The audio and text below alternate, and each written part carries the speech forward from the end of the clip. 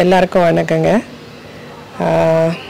ஆக்சுவலாக நான் ஹைதராபாத்லேருந்து பேசுகிறேன். எனக்கு சத்தியமாக ஐம் ஆஃப். நான் வந்து ஃபில்ம் இண்டஸ்ட்ரியிலேருந்து வந்து ஆல்மோஸ்ட் 25-30 இயர்ஸ் ஆயிடுச்சு. தமிழ் இண்டஸ்ட்ரியிலேருந்து விலகி வந்து.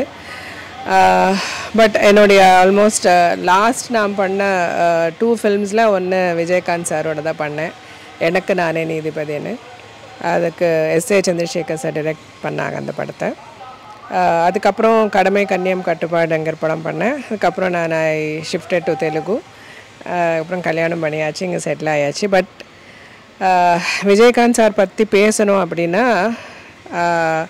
ரொம்ப ரேராக வந்து அந்த மாதிரி ஒரு ஹியூமன் பீயிங்கை நம்ம பார்க்க முடியும். நான் ரொம்ப ஸ்ட்ராங்காக சொல்லுவேன். ஏன்னா அவ்வளோ ஒரு ஹியூமனிடேரியன் மென்டாலிட்டி அவர் நாங்கள் பார்த்ததில். நான் அப்போ புதுசாக ஸ்கூலிங் முடித்து நடிக்க வந்தேன். அவ்வளோ ஒரு ஓப்பன் ஹார்ட்டடாக, அவ்வளோ ஒரு ஃப்ராங்கான ஃபர்ஸ்ட் ஃபில்ம் அவரோட பண்ணது வந்து நானே ராஜா நானே மந்திரிங்கிற படம். அதில் நானும் ராதிகா மேம் இவரும் பண்ணோம். ஸோ அப்போ கூட எதுவாக இருந்தாலும் அவ்வளோ ஒரு வெளிப்படையாக ஓப்பனாக பேசுகிற ஒரு பர்சன் வந்து நான் இது வரைக்கும் பார்த்ததே இல்லை. ஸோ அப்போ நிறைய வந்து நாங்கள் இங்கிலீஷில் பேசுவோம். நான் ராதிகா மேம் எல்லாம் நான் அப்போ தான் படித்து வந்ததில்ல. அவர் உடனே பார்த்த உடனே சொல்லுவார், அப்பா வந்துட்டிங்களா, இங்கிலீஷில் மட்டும் பேசுகிறாதீங்க, நம்மளுக்கு ஒன்றும் புரியாது அப்படின்வார். அவ்வளோ ஒரு ஓப்பனாக, அவ்வளோ ஒரு ஃப்ரெண்ட்லியாக இருப்பார். அதே மாதிரி ஹெல்பிங் நேச்சர். அவரை வந்து அவர்கிட்ட வந்து யார் என்ன கேட்டாலும், ஒரு மேக்கப் மேன் ஆகட்டும், ஒரு ப்ரொடக்ஷன் பாய் ஆகட்டும், இல்லை ஒரு மேனேஜர் ஆகட்டும், யாரை வந்து பெரிய ஃபேன்ஸ் ஆகட்டும், யார் வந்து எது கேட்டாலும் உடனே அவர் வாயில் வந்து இல்லைன்னு சொல்லி நம்ம வந்து கேட்கவே முடியாது. ஏதாவது ஒன்று உடனே அவர் ஹெல்ப் பண்ணிடுவார். சத்தியமாக வந்து நான் இண்டஸ்ட்ரியில் வந்து சில பேரோடைய ஒர்க் பண்ணதில் நான் ரொம்ப கிரேட்டாக ஒரு ப்ரைடாக ஃபீல் பண்ணுறேன்னு சொன்னால் அது விஜயகாந்த் சார் கூட ஒருத்தராக சொல்லணும். அதே மாதிரி அவர் பண்ண வானத்தை போல படத்தை கூட நாங்கள் தெலுங்கில் ரீமேக் ரைட்ஸ் பண்ணி எங்கள் ஹஸ்பண்ட் டாக்டர் ராஜசேகர் சார் வச்சு ப்ரொடியூஸ் பண்ணோம்.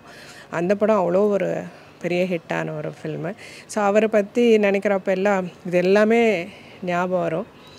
அண்டு ஈவன் இந்த படம் ரமணா கூட ராஜசேகர் சார் பண்ண வேண்டியது, பட் அது மிஸ் ஆச்சு. பட் ஸோ இந்த ரீமேக்ஸு இந்த மாதிரி கூட அவங்களோட நிறைய டச்சில் இருந்திருந்தோம். நாங்கள் லாஸ்ட் அவருடைய பேசினது ஒரு 4-5 இயர்ஸ் முன்னாடி. வேறு ஒரு தெலுங்கு ப்ரொடியூசர் அவங்க பையனை வச்சு படம் பண்ணணும் அப்படின்னு சொல்லி வந்திருக்காங்க அப்படின்னு அவங்கள பற்றி விசாரிக்கிறதுக்காக என்கிட்ட ஃபோன் பண்ணி பேசினாங்க.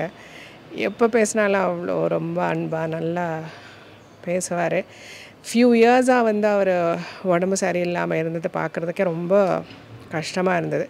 ரீசெண்டாக அவருடைய வீடியோ ஒன்று பார்த்து ரொம்ப ஆடி போயிட்டோம் நாங்கள் எல்லாம். அது அந்த கட்சி கூட்டம் அப்படின்னு சொல்லி அவரை உட்கார வச்சு ஒரு வீடியோ சர்க்குலேட் ஆச்சு சோஷியல் மீடியாவில். அப்போவே வந்து ரொம்ப மனசுக்கு வருத்தமாக இருந்தது.